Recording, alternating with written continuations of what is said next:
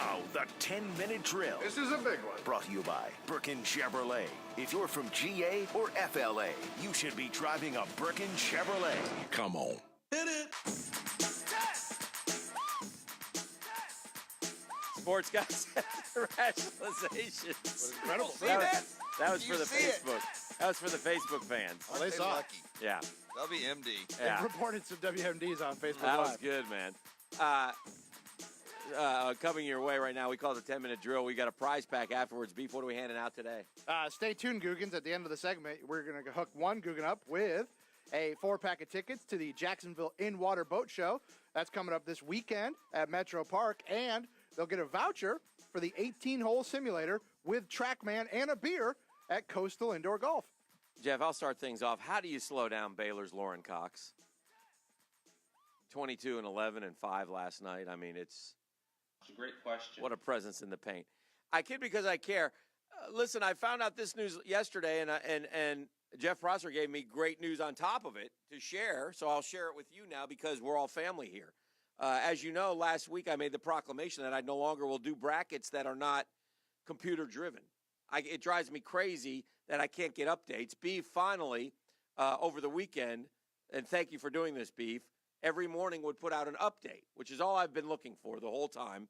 It was a terribly run wheel bracket here. It was a terribly run bracket at the television station, and it was a well-run bracket through the radio station by Tater. Okay, those were the three brackets that I participated in, Jeff Prosser. But I learned this, not knowing a lick of what's going on in television bracket. Yesterday, the lead guy has 99 points. I had been towards the bottom the entire time. Apparently, I had a good weekend and surged up to like 93 points. And I'm the only cat who can catch the dude if Auburn beats Virginia and Michigan State. Both have to happen, and Michigan State wins.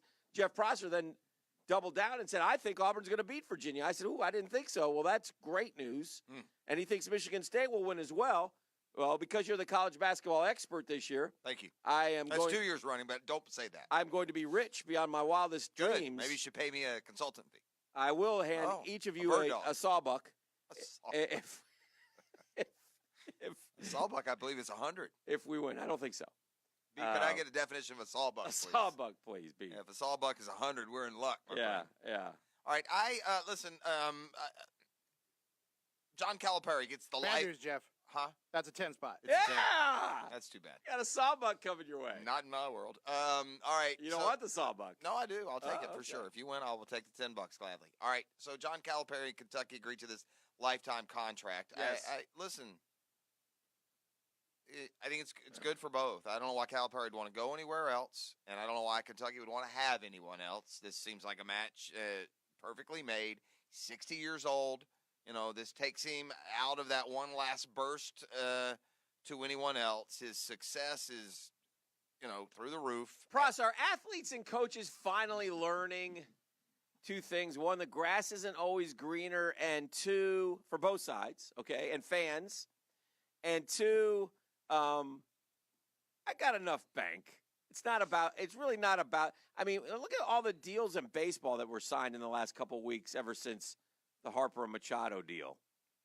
All the extensions? Yeah. DeGrom signed for $137.5. Trout, Goldschmidt. Goldie signed. You can go down the list. There's been a few multi-million-dollar signings, 6-year deals. And here's Cal, who could just basically about $10 million a year he'll get. He's fine. He's making a ton. Yeah. And I guess UCLA came calling, right? Think, yeah, but they weren't even offering as much. I think you're leaving out one of the real motivating factors in all this, and this will be the hardest thing for John Calipari in accepting this lifetime deal. Okay. You don't get the ego stroke of everyone coming after you every offseason. Right. I really believe that's big for these guys. Yeah, it could be. If you're John Calipari, you like that the Brooklyn Nets want, or whoever, it wouldn't be that when they coach, or the Atlanta Hawks want you, or UCLA or Kansas or whoever it is. So, that. Did Cal hold a press conference? I don't believe he has. I'm curious to see what he has to say, because if anybody's affected by the sudden theory that the one-and-doneers can't win, it's Cal. And it's got to be hard every single year to, you have to, this year, he didn't win the recruiting. Hence this 2019 class. Yeah, Duke won, right? Are you talking about Zion or this? The upcoming Zion one? group. Yeah, The Zion group. no doubt. Right? Right. He didn't win it. Correct. They went just as far in the tournament, though. Right. Yeah. But they had extra guys. They had a sophomore who blossomed and a senior transfer. So easy to recruit at Kentucky. You don't have to. You hardly have to break a sweat. Well, yeah, you're gonna get guys. I think what also happens with Cal that we may you know not. what else is interesting about winning the tournament, and it's not always true, but you do need that really good point guard, man. We say this every year. You got to have guard play. Yeah, and if sure. I mean, that's what Auburn has, and Michigan State, Virginia has it. Virginia, with Kyle Guy, yeah. and the Culver, the kid I'm telling you, is as good as anyone. In the tournament is that same role for Texas Tech. So I think we can get into quote predictions later if we need to. I think Michigan State will wax Texas Tech. I think agree. Auburn will beat Virginia. I think they're better than Virginia. They're more athletic. They're more explosive, and I don't like grind it down 53 point explosions being favorites in the tournament. And at the end of the day, Virginia, Michigan State, and Texas Tech are all kind of low scoring, defensive minded teams. Jeff, can you tell us what Quez Glover will bring to the Gator program? Quez Glover is a little point guard from Knoxville. He's a 3-star, so he'll bring Glover. He'll bring 3 stars to Gainesville. That's what he'll bring. All Quez Glover did, Jeff Prosser, is outplay James Wiseman, okay? Sure. And leading his squad to a state title. James Wiseman is the number 1 prospect in basketball from number Memphis, 1, who went to Penny Hardaway. Yeah, number 1 player.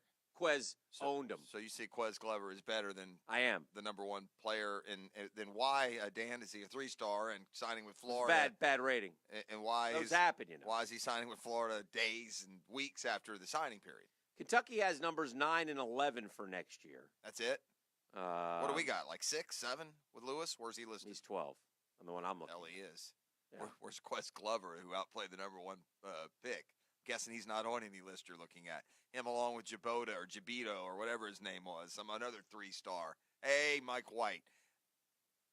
Don't need your 3 stars from Tennessee. We're really who was by the Quez Glover? Who do we get him over? Belmont? Lipscomb? Keon Brooks is number 38. He's also going to Kentucky.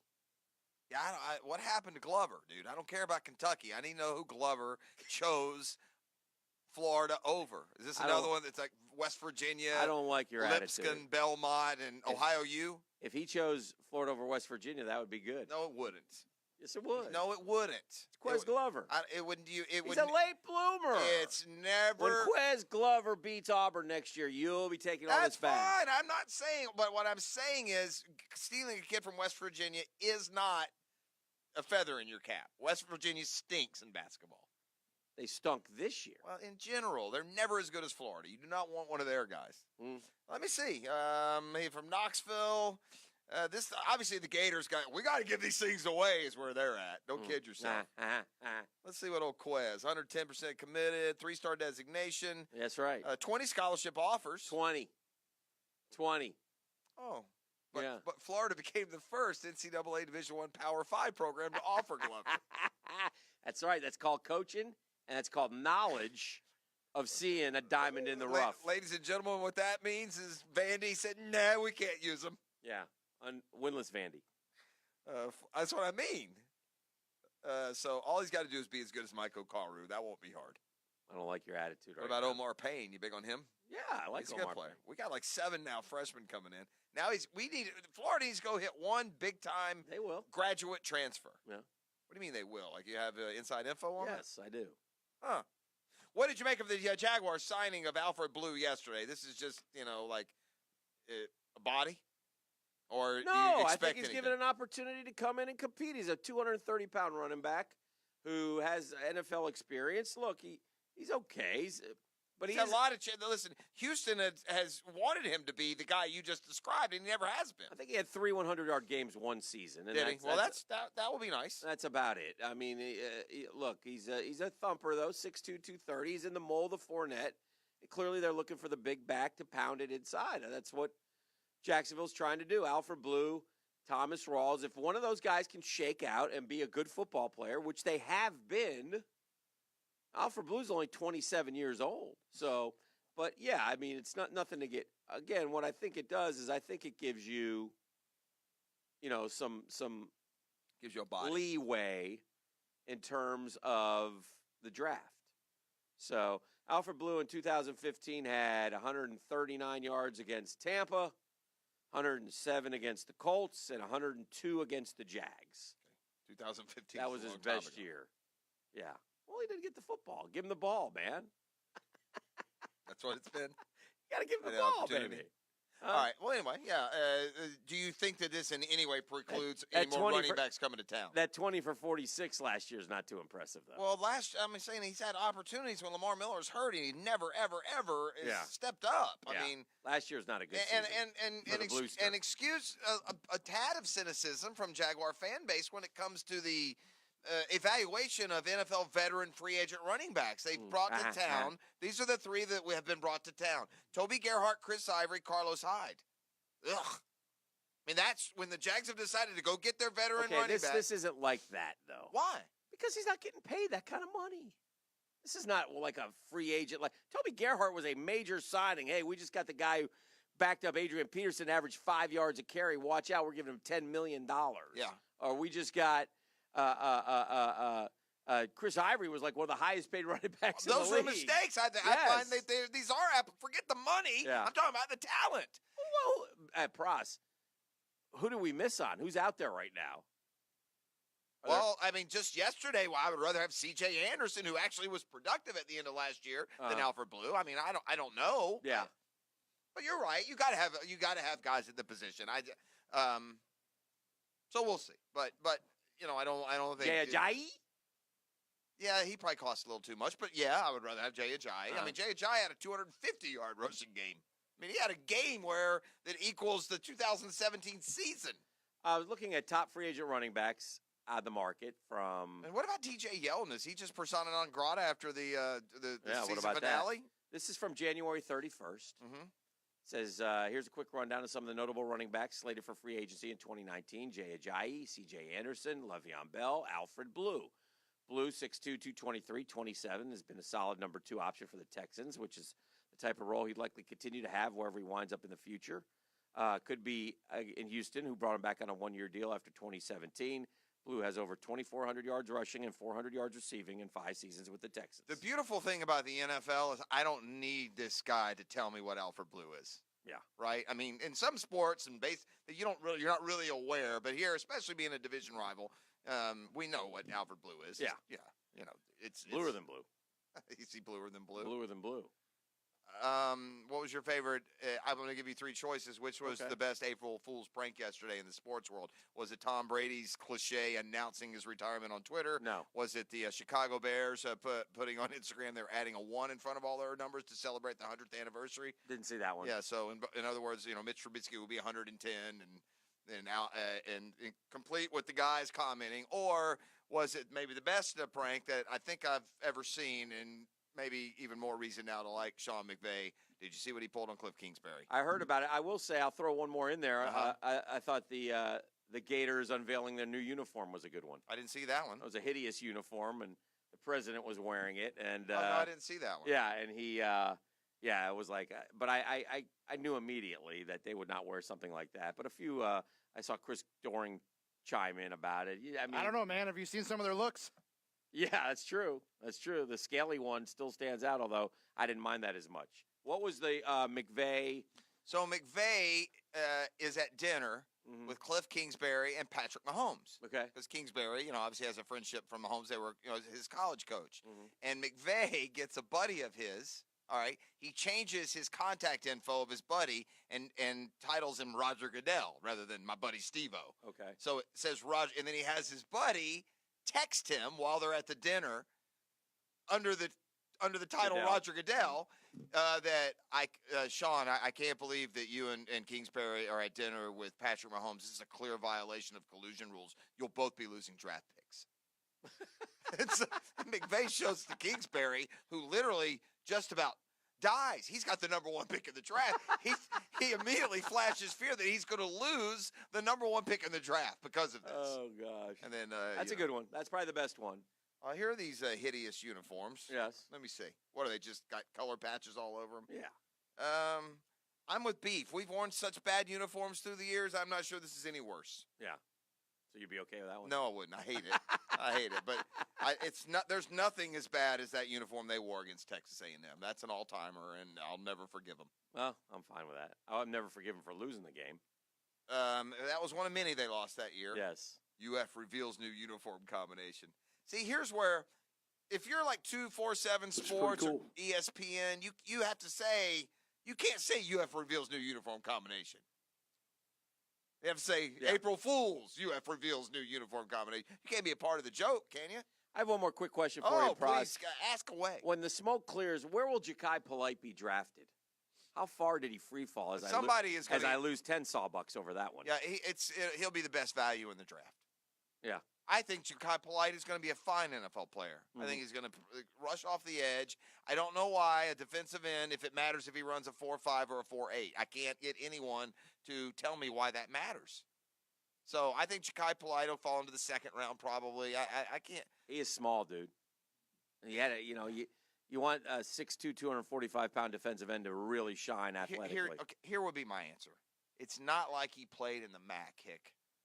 The SEC has the biggest, the offensive lines and top talent. 4'8", 440, second slowest among all edge players. 32-inch vertical, fourth. So you don't want him under any circumstance? He ran a 5.0 40 in Gainesville. That doesn't bother me, man. I mean, maybe it should. Yeah. You wouldn't take him in round 3 if you're the Jags and he's there at the top of round 3. You wouldn't take him. Round 3? Shoot, well, yeah. That's where we're talking about, round 2 or 3. So that was my question. How far has he fallen? You think he's going to go to round 3? I think he'll probably. He's not falling to round 3. I think he'll end up in round 2. Yeah, that's what I think too. But I mean, LSU 2 sacks, Mississippi State 2 sacks, a sack against Tennessee. Gator bait. 2 against FSU. Bait. We all know how great their offensive line was last year. That's impressive.